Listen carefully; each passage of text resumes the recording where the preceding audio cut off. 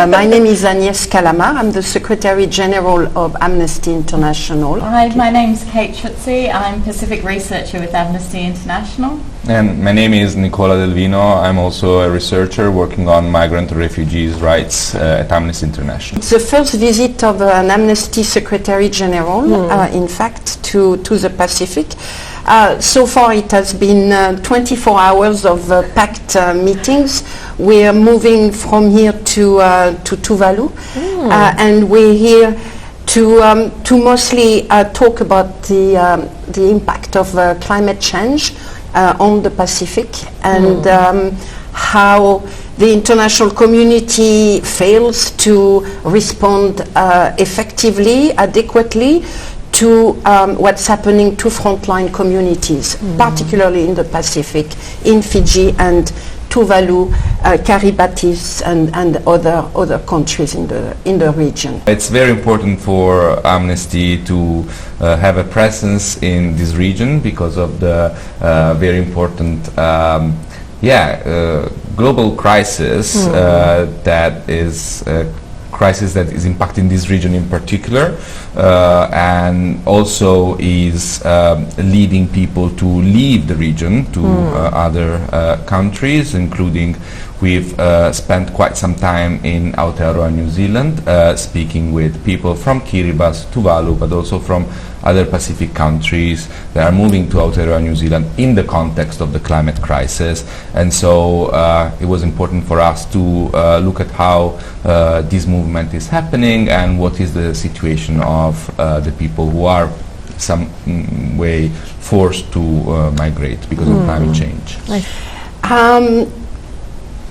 I think the most important objective for us is to engage with the authorities, to engage with the communities, the various stakeholders, to get commitments from the officials and government representatives in terms of how to ensure that the people of the Pacifics can use their agency to determine whether or not they want to leave or they want to stay.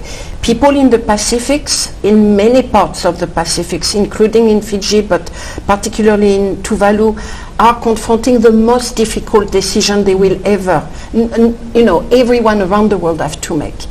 Should I stay or should I go? Right now, the world, the international community, has not created the framework that allows people to make that decision freely and to make that decision on the basis of good information and to make that decisions by including their entire family. So we really, it's a deeply, I will say our visit here is deeply connected, I hope, to people's to the fact that right now families in the regions are being torn apart in order to move or to stay, and that cannot go on. That cannot go on.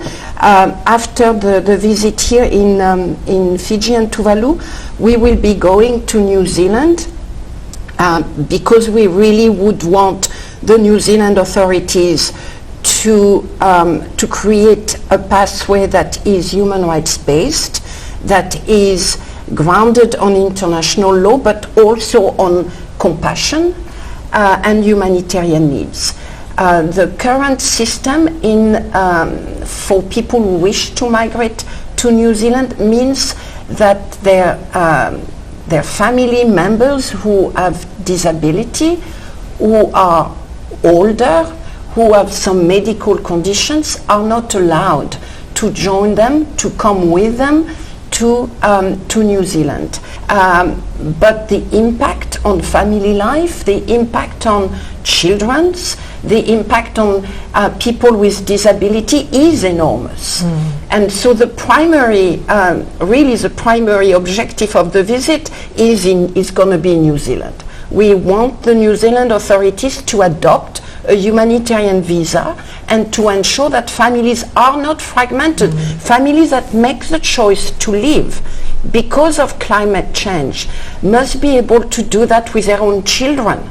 They should not have to choose between moving to New Zealand, leaving behind a home that is flooded and disappearing, or staying with their children. It is inhuman. It is an inhuman choice that is being imposed on people who are already suffering climate injustice. So our primary call is really to the New Zealand authorities to adopt a humanitarian visa and to ensure that people confronting climate injustice have a choice and can exercise that choice. The issue that we found when we were in Aotearoa, New Zealand, is that people who were living there and they were away from their islands, mostly from Tuvalu and Kiribati, were fearing the possibility of having to go back because they had no home to go back to, because they know that it's going to be difficult for them to access safe drinking water or food and so forth, and floods. Yet this situation, this need was not reflected in the immigration status that they had in Aotearoa, New Zealand, because they were at risk of deportation. There's been people who have been deported back to Tuvalu, back to Kiribati, including children, very often people that we spoke to in Aotearoa, New Zealand were living as irregular migrants, as overstayers, overstaying their visa, and they had to live a life in the shadows because they were fearful of deportation. That means obviously that we are advocating for the New Zealand authorities to actually recognize that the people from Tuvalu and Kiribati are from places that are deeply affected by the climate crisis, where their rights are deeply affected.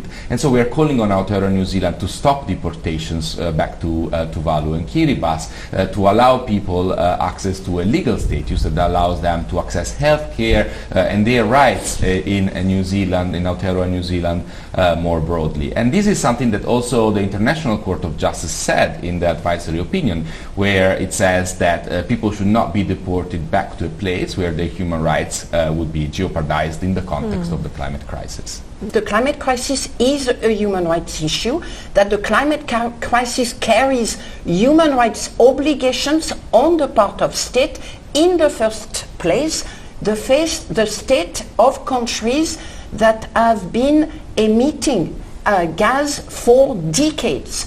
In other words, as we know, climate change is affecting peoples such as the peoples from the Pacific, who are the least responsible for climate change.